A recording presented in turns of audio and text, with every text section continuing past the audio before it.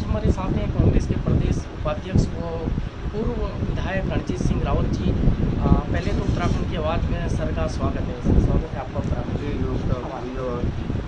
Sir, पहला सवाल आपसे है कि अभी कोविड-19 का दौर चल रहा है, कोरोना से पूरा देश संक्रमित है, जूझ रहा है, और ऐसे में भाजपा के जिलाध्यक्ष हल्द्वानी से रामनगर आते हैं और एक मीटिंग को संबोधित करते हैं और बताते हैं कि मैं कॉम्प्यूप्लेन खा के आया हूँ, मुझे बुखार है, और संबोधित करते हुए मास्क नीचे करते हैं। उसके बाद बहुत सारे भाजपा के नेता संक्रमित होते हैं। तो इस बिहार में भाजपा के जिलाध्यक्ष के इस बिहार का आप क्या कहते हैं? देखिए, मैं भाजपा के जिलाध्यक्ष पर कोई टिप्पणी नहीं करना चाहूँगा, लेकिन ये निश्चित रूप से कहना चाहूँगा, जब हम बड़े बड़े पदों पे होते हैं तो हमारी जिम्मेदारी बड़ी हो जाती है और समाज के प्रति हमारा दायित्व भी बड़ा हो जाता है। तो बड़ा बनना, बड़ा दिखना और या बड़ा होना, ये अलग अलग चीज़ें हैं। हमें बड़ा बनना ही नहीं चाहिए, बड़ा होना भी चाहिए, और हमें अपने व्यवहार से, अपने आचार से, अपने विचार से हमेशा जिम्मेदारी पूर्वक व्यवहार करना चाहिए। और समाज में हमारे व्यवहार से, हमारे किसी भी क्रिया से, हमारे किसी भी कल्प से जो है दिक्कत नहीं आनी चाहिए।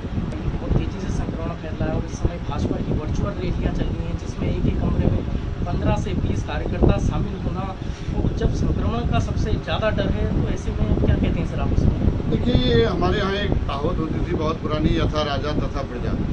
ये जब राहुल गांधी जी ने चेताया था दिसंबर के महीने में कि जो है कोरोना का प्रकोप चाइना में बहुत ज़्यादा हो चुका है, हमारी सरकार को उसके लिए सतर्क हो जाना चाहिए और बंदोबस्त भी करना चाहिए। लेकिन उस समय केंद्र में बैठी हुई सरकार ने, हमारे प्रधानमंत्री नरेंद्र मोदी जी ने कोई ध्यान नहीं दिया, दुनिया भर से लोगों को आने दिया, और आना तो था ही, लोगों ने, जो हमारे लोग थे उनने आना था, निश्चित रूप से इसको हम मानते हैं। लेकिन उनको ना तो स्क्रीनिंग की गई उनकी, ना उनके टेस्ट किए गए, सीधे उनको पूरे देश में फैलने दिया गया। और उसी समय जो है डोनाल्ड ट्रंप की रैली कराई गई, जबकि दुनिया भीड़ से बच रही थी। लॉकडाउन दुनिया भर में शुरू हो चुका था, यहाँ लाखों लोगों को इकट्ठा किया गया। उसके बाद भी जो है मध्य प्रदेश की सरकार गिराने बनाने तक जो है लॉकडाउन नहीं लगा गया। जैसे वो सरकार इनकी इच्छाओं के अनुरूप बन गई, तो उसके बाद लॉकडाउन लगाया गया। और उस समय बड़ी जिम्मेदारी से प्रधानमंत्री ने कहा कि आप थाली बजाओ, दिए जलाओ, शंख बजाओ। देश ने वो किया, क्योंकि उनने बड़े कॉन्फिडेंस से, आत्मविश्वास से कहा था कि 18 दिन में हमने महाभारत हुआ था, 21 दिन के अंदर हम कोरोना को हरा देंगे। जब कोरोना हज़ारों में था देश में संक्रमण, तब वो 21 दिन की बात करते थे। आज हम दुनिया में दूसरे नंबर पे हैं, 15 लाख से ऊपर संख्या पहुंच गई है। कल तो 50,000 अकेले एक दिन में आए हैं। तो आज प्रधानमंत्री अब कहीं दिखते नहीं हैं। उन्होंने अभी परसों 2 दिन पहले ही जो संबोधन किया अपना, उसमें कोरोना का जिक्र तक नहीं किया। तो ये गैर जिम्मेदाराना अपन निश्चित रूप से सत्ताधारी दल ने दिखाया है। और कोरोना के प्रति इनकी राष्ट्रीय इकाई हो, इनके प्रवक्ता हों, इनके मंत्री हों और इनके संगठन के पदाधिकारी हों, कोई जिम्मेदार नहीं है। जिस तरह से हम देख रहे हैं इस प्रदेश में भी भाजपा के लोग, उनके अगर आप बयानों को ही देख लोगे, अल्टरनेट डे में उनके बयान अलग अलग जगह से आते हैं। इसका मतलब पूरे प्रदेश में स्वच्छंद रूप से घूम रहे हैं। लॉकडाउन और दूसरी पाबंदियां आम लोगों के लिए हैं, उनके लिए कुछ नहीं है। जो लोग बुखार होने के बाद, गोली खाने के बाद पदाधिकारियों की बैठक कर रहे हैं, तो समझ लीजिए जब वो अपने कार्यकर्ताओं को के प्रति जिम्मेदार नहीं है, अपने लोगों के प्रति, तो आम जनता के प्रति कितने जिम्मेदार हैं, ये इससे समझा जा सकता है। सर, 3.5 साल का भाजपा का कार्यकाल पूरा हो चुका है, और इसमें आप क्या कहेंगे? दूसरा सर, अभी मुख्यमंत्री का एक बयान सामने आया है, जिसमें वो कहते हैं कि जनता से किए 80% वादे उन्होंने पूरे कर दिए। देखिए, मैं कहना चाहूँगा, 3.5 साल में अगर अंक देने होंगे तो अब हम तो राजनीतिक प्रतिद्वंदी हैं, हम बहस हो सकते हैं। ये प्रश्न आम जनता से जाना चाहिए। और जहाँ तक हम लोगों से मिलते हैं, तो मुझे नहीं लगता कि एक भी अंक मुख्यमंत्री के खाते में कोई आज के दिन में डालेगा। और जहाँ तक वो 80% वादों की बात करते हैं, तो वो एक किस्म से ठीक कर रहे हैं, क्योंकि वो हर अपने वादे से दूसरे दिन मुकर जाते हैं। जो बयान आज वो करते हैं, जो घोषणा करते हैं, दूसरे दिन उससे मुकर जाते हैं, तो वो घोषणा या वो बयान या उनका जो वादा है जनता के प्रति, वो जब एग्जिस्ट ही नहीं करता तो उनकी तरफ से तो पूरा ही हो गया 80% का, वो 100 भी मान सकते हैं अपने हिसाब से। सर, आज़ादी के बाद से ही रामनगर एक व्यापारिक केंद्र रहा है, लेकिन उत्तराखंड के बनने के बाद से इसकी अनदेखी रही है और कुमाऊं और गढ़वाल का एक प्रमुख मुख्य मंडी हुआ करती थी, लेकिन आज जो केंद्र होते जा रहा है, व्यापार का केंद्र होते जा रहा है, वो हल्द्वानी होते जा रहा है। तो सर, यहाँ पे जो कि दोनों पार्टियाँ रही, कांग्रेस की भी रही, भाजपा की भी रही, तो इसका मुख्य रूप से आप किसको जिम्मेदार मानते हैं इसके लिए? देखिए, मैं कहना चाहूँगा निश्चित रूप से रामनगर एक बड़ा व्यवसायिक केंद्र था।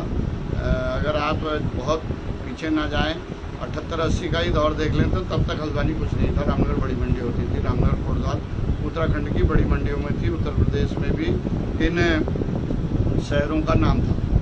और जो बद्रीनाथ की यात्रा थी, आदि गुरु शंकराचार्य जी ने रामनगर से ही शुरू की थी। आज भी आदि बद्री जो है इसी रूट पर, और बिना आदि बद्री के दर्शन किए बद्रीनाथ की यात्रा पूरी नहीं मानी जाती है। रामनगर बाजार में जो राम मंदिर कमेटी है, वो भी बद्रीनाथ कमेटी का ही एक अंग हुआ करता था। लेकिन हमारी कारण जो भी रहो, राजनीतिक उदासीनता रही हो या जनता की रही हो, लोकतांत्रिक पद्धति में जो डेमोक्रेटिक सिस्टम है, वहाँ डिसीजन पॉलिटिकल होता है और पॉलिटिकल डिसीजन से ही डेवलपमेंट होता है। और पॉलिटिकल डिसीजन लेने के लिए पॉलिटिकल लीडरशिप चाहिए, और जैसी लीडरशिप हम लोगों ने बनाई होगी जनता ने, उसी तरह के नतीजे आए हैं। मैं इस बात का प्रबल मानने वाला हूँ कि दृढ़ राजनीतिक इच्छा शक्ति जब तक हमारे लीडरों में नहीं होगी, हम खाली एक दूसरे की टांग खिंचाई में रहेंगे, तब तक किसी क्षेत्र का विकास नहीं हो सकता। मुझे 10 साल सल्ट में प्रतिनिधित्व करने का मौका मिला। सल्ट के लोगों का मैं आभारी हूँ, उन्होंने मुझे सेवा का अवसर दिया। तो मैं उत्तराखंड बनने के बाद जो पहला रिजन था 2002 से 7 का, तो उसी में करीब 400 करोड़ की योजनाएं उस क्षेत्र के लिए उस समय लाया था। उत्तराखंड की पहली तहसील हमने वहाँ बनाने की का काम किया था। लेकिन रामनगर में मुख्यमंत्री जी का कार्यक्षेत्र भी रहा। वो स्वयं यहाँ से चुनाव लड़े तिवारी जी, हम उनसे बहुत सारे पैसे ले गए, हम आभारी हैं, आज भी उनको नमन करते हैं। लेकिन वो रामनगर में उतनी धनराशि खर्च नहीं हो पाई, क्योंकि रामनगर का जनदबाव नहीं था। कभी भी जिस क्षेत्र की जनता का अपने जनप्रतिनिधि के ऊपर दबाव नहीं होगा, तब तक वो जनप्रतिनिधि काम क्यों करेगा। हमारे यहाँ कहते हैं ना, जिसको मिले यूँ करे क्यों।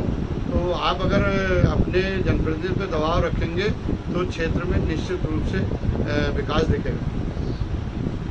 2022 का चुनाव नज़दीक है और ऐसे में रामनगर को लेकर, क्योंकि आप लगातार सक्रिय हैं, क्या रोडमैप आपका रहेगा?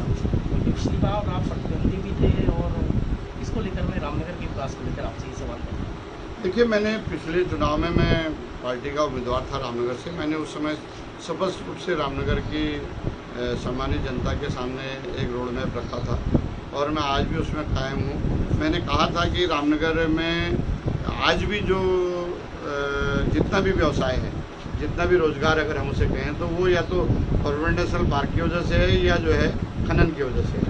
मैं आज भी उस बात को मानने वाला हूँ। मुझे तो इस बात को कहने का राजनीतिक रूप से उस समय चुनाव में नुकसान हुआ, लेकिन मैं आज भी अपने बात पे कायम हूँ कि इन दो क्षेत्रों में हमारे लिए ज़्यादा संभावना है।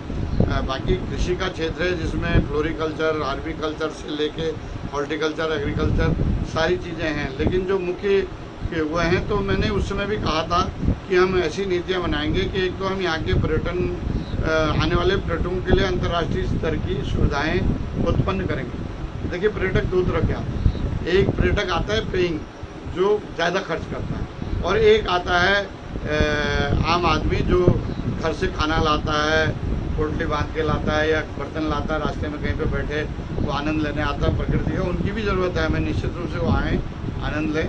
लेकिन जब तक पेइंग पर्यटक नहीं आएगा, तब तक हमको रोज़गार नहीं मिलेगा, वो हमको कुछ दे के नहीं जाएगा। तो पेइंग पर्यटक के लिए हमें सुविधाएँ बढ़ानी पड़ेंगी, कई बड़े ब्रांड लाने पड़ेंगे। अभी तो एक ब्रांड यहाँ पर ताज होटल आया है, इस तरह के कई सारे ब्रांड लाने पड़ेंगे, जिससे यहाँ ये अंतर्राष्ट्रीय पर्यटन के मानचित्र में आएगा। और दूसरा, मैंने उस समय कहा था कि हम जो हमारी कंडी रोड है, उस पर हम सरकार में और सुप्रीम कोर्ट दोनों जगह पैरवी करेंगे। जो उसमें अड़चन है उनको दूर करेंगे। सुप्रीम कोर्ट जंगल में रोड नहीं बना दे तो हम टनल के ऑप्शन पे जाएंगे या एलिवेटेड के ऑप्शन पे जाएंगे, लेकिन उसको बनाएंगे ज़रूर। वो हमारी लाइफलाइन है। बिना उससे जाए हम अपने प्रदेश में पहुंच ही नहीं पा रहे। अपनी राजधानी जाने के लिए हमें उत्तर प्रदेश से जाना पड़ता है, जहाँ तरह तरह के हरेसमेंट हमारे होते हैं। आज के दिन में उत्तर प्रदेश में लॉकडाउन लग जाए, उत्तराखंड में ना हो तो हम कहाँ से जाएँ? तो इस तरह की दिक्कतें हैं। और दूसरा मैंने कहा था जो शिक्षा का क्षेत्र, उसमें रोजगार की अपार संभावनाएं। हम देश और दुनिया को बेहतरीन मानव संसाधन तैयार करके दे सकते हैं, चाहे वो आईटी का क्षेत्र हो या दूसरे क्षेत्र हों। आज जैविक खेती एक बहुत बड़ा माध्यम बन रही है। इसमें भी हम बहुत सारे लोगों को रोजगार दे सकते हैं। और मैं दूर की बात नहीं कर रहा, हमारे ही देश में जो कॉन्सेप्ट चल रहे हैं। मैंने पिछली बार चुनाव हारने के बाद मैं एक लंबे टूर पे गया, जिसमें मैं एक टूर में राजस्थान गुजरात के दौरे पे गया, एक में मैं यहाँ से राजस्थान कोटा होते हुए उज्जैन, वहाँ से इंदौर, नासिक, पुणे, तलेगांव, फिर सतारा, वहाँ से कोल्हापुर और कर्नाटक तक गया हूँ। एक टूर में भी नॉर्थ ईस्ट में गया हूँ। तो जगह जगह हम कोशिश कर रहे हैं कि वहाँ के एग्रीकल्चर को, हर्बिकल्चर को, हॉर्टिकल्चर को स्टडी किया जाए और हम उसके लिए क्या कर सकते हैं। तो आज हमारा सबसे बड़ा प्लस पॉइंट ये है रामनगर का कि हम दिल्ली मंडी के बहुत नज़दीक हैं। दिल्ली बहुत बड़ा बाज़ार है। हम कोई चीज़ अगर क्वालिटी प्रोडक्ट बनाएंगे और ऑर्गेनिक में अगर बनाएंगे तो हमको बाज़ार आसानी से मिल जाएगा। इसलिए हमें उस क्षेत्र में भी बहुत सारी संभावनाएं, उस पर काम करने की ज़रूरत है। और मैं कहना चाहूँगा कि इस बार भी मैं पार्टी में दावेदारी करूँगा। पार्टी ने अवसर दिया और रामनगर के लोगों ने आशीर्वाद दिया, तो हम इन सारे क्षेत्रों में आगे बढ़ने का काम करेंगे। सर, रामनगर में कांग्रेस की इतनी अच्छी स्थिति नज़र नहीं आ रही है, जबकि भाजपा के पास अपनी भीड़ थपथपाने के लिए बहुत कुछ है, जैसे रोडवेज बस पोर्ट हो गया, फ्लाईओवर हो गया। वहीं कांग्रेस के पास ऐसा कुछ नज़र नहीं आ रहा है। देखिए, रामनगर में विकास की जो भी ईंट है, जो भी वो कांग्रेस की लगाई हुई है। चाहे आप रामनगर का डिग्री कॉलेज देख लो, रामनगर का अस्पताल देख लो, या रोडवेज भी आज भी जिस हालत में है वो भी कांग्रेस का ही किया हुआ है। भाजपा ने 2, 4, 5 बार वो क्या कहते हैं शिलान्यास करने के अलावा और कुछ नहीं किया। पिछले साल 50 लाख रुपए दिए थे, वो पता नहीं कहाँ गए। अभी 2 करोड़ कहा है, वो पता नहीं कहाँ गए। और 27 करोड़ की बात करें कि हम काम शुरू कर जाएंगे, 27 करोड़ का काम तो 27 रुपये से भी शुरू हो जाएगा, तो वो तो कोई बात नहीं हुई। और जहाँ तक जिस पुल की आपने बात की, 14 साल में वो पुल बन के दिया है और लोग देख चुके हैं कि रामनगर में बीजेपी का विकास क्या है। हमने सांवलदे को पुल को रिकॉर्ड टाइम में बनाया। अगर आप सांवलदे के पुल पे जाएंगे, जिसका नाम लेना आप भूल गए, तो वो रिकॉर्ड टाइम में बनाया। 6 महीने में पूरा पुल बन के तैयार हुआ है। 6 महीने और 13 साल को आप जोड़ेंगे तो आपको पता चल जाएगा कि विकास की क्या धारा है। आज हर चीज़ चौपट है। अस्पताल को पीपी मोड में दे गया। जितना बड़ा चिकित्सालय यहाँ बनाया गया था, जो पूरे पर्वतीय क्षेत्रों के लोग भी उसी के आश्रय यहाँ आते थे, आज उसको पीपी मोड पे दे दिया गया है। वहाँ एक पर्ची पहले 15 रुपये की कट रही है, दूसरी 0 आयुष्मान कार्ड है तो 0 उस पर कार्ड दे रहे हैं। वो सरकार से भी ले, मतलब एक ही पर्ची के सरकार से भी पैसा ले रहे हैं, पब्लिक से भी पैसा ले रहे हैं। ये हालत आज रामनगर की कर रखी है। और जहाँ तक आपने बात की कांग्रेस के पास कुछ नहीं है, मैं ये कहना चाहूँगा जो कुछ भी है विकास का सारा काम कांग्रेस का। इस तरह के एक रोड को देख लीजिए, एक गांव के वितरण को देख लीजिए, जो यहाँ हाई स्कूल, इंटरमीडिएट, ITI, दूसरे होटल मैनेजमेंट संस्थान जितने हैं सब कांग्रेस के खोले हुए हैं। और कांग्रेस के पास संगठन भी मजबूत है। पुरानी पार्टी है, 2-4 लोग खटर बटर करते हैं तो आप लोगों को लगता है कुछ नहीं है। यहाँ तो अगर झाड़ा भी लगाओगे तब भी इतना मिलेगा कि दूसरों की दुकान में उतना सामान ही नहीं है, सारा नहीं है। तो इसलिए मैं कांग्रेस कार्यकर्ताओं से भी कहना चाहूँगा कि उनको हतोत्साहित होने की ज़रूरत नहीं है। ये भारतीय जनता पार्टी अल्लाह गुल्ला ब्रिगेड है। 15 लाख रुपए का वादा किया था इन्हें देने का, 5 किलो राशन पे लोगों को ले आए हैं, वो भी सड़ा हुआ दे रहे हैं। जिंदा रहने को इन्होंने विकास बना दिया। आज आदमी सोच रहा है बच जाऊं इस 2020 में, कोरोना से बच जाऊंगा तो ऊपर वाले की, नीचे वालों की बड़ी कृपा होगी। इस हालत में ये देश को ले आए हैं। लोग बहुत इनसे पक चुके हैं और इनकी विदाई का समय आ गया। सर, एक लास्ट सवाल आपसे है कि आपसे जो भी लोग जुड़े रहते हैं वो खुश रहते हैं, और आपके पास जो भी व्यक्ति चाहे कोई भी समस्या लेकर आता है तो आप उसका या तो काम कर देते हैं, क्योंकि आपके बारे में जो प्रचलित है, तो आप या तो उसका काम जो भी समस्या लेकर आता है या तो आप उसका काम कर देते हैं या फिर साफ मना कर देते हैं, उसको उलझा कर नहीं रखते, जिसका खामियाजा कई बार आपको उठाना भी पड़ता है। देखिए, राजनीतिक सामाजिक जीवन में वो व्यापार के तौर से नहीं ले सकते। हम लाभ हानि सोचेंगे तो हम कभी किसी का भला नहीं कर पाएंगे।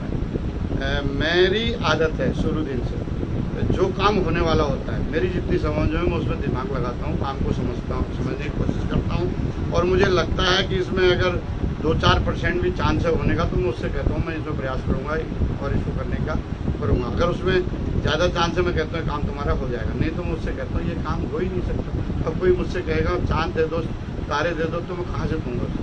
मैं लारे पे नहीं देता, उसका नुकसान होगा तो क्या नुकसान होना है मुझे? मुझे राजनीतिक रूप से जो मिला है उसकी अपेक्षा मैंने नहीं की।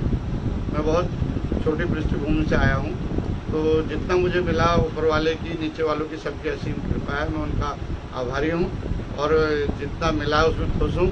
आगे कुछ मिलेगा तो उन लोगों की सेवा में लगाऊंगा, नहीं मिलेगा तो भी जो है वो उनके साथ सेवा करते रहूँगा। हाँ, झूठ में नहीं बोलता, लारे रुपये में नहीं देता, और मेरा स्वभाव है। और जहाँ तक मैं समझता हूँ, आपका अपना स्वभाव या मेरा अपना स्वभाव मेरा आपका बनाया हुआ नहीं है, ये बाय नेचर है। अब कोई जेनेटिक डिफॉल्ट मेरे अंदर है तो मैं उसको ठीक नहीं कर सकता। मैं जैसा हूँ वैसा रहना चाहता हूँ।